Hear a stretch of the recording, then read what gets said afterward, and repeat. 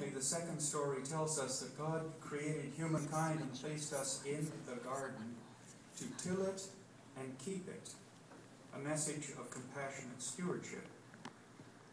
The question we have to ask ourselves as we hear this is this story responsible for the way that we humans operate in the world, or was the story written to reflect the way that we already do operate in the world?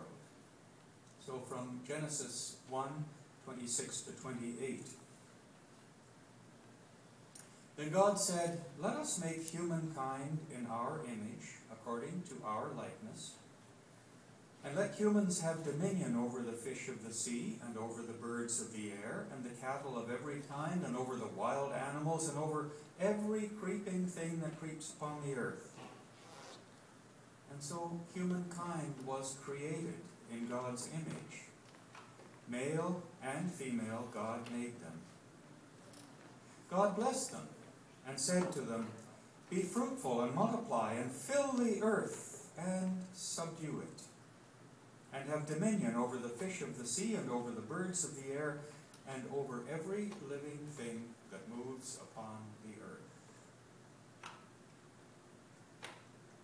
The second lesson comes from the Gospel, and although it's often seen as a lesson for how we need to live together with each other, that is, just us humans, it can also be seen in a cosmological context.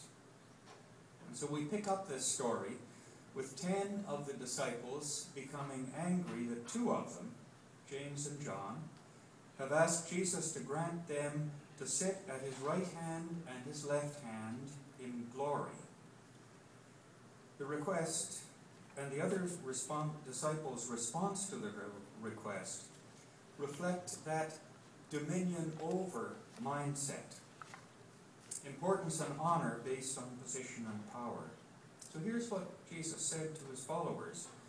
I'm reading from Mark 10:41 to 45. When the 10 heard this, they began to be angry with James and John. So Jesus called them and said to them, "You know that among the Gentiles, those whom they recognize as their rulers lord it over them, and their great ones are tyrants over them. But it is not so among you.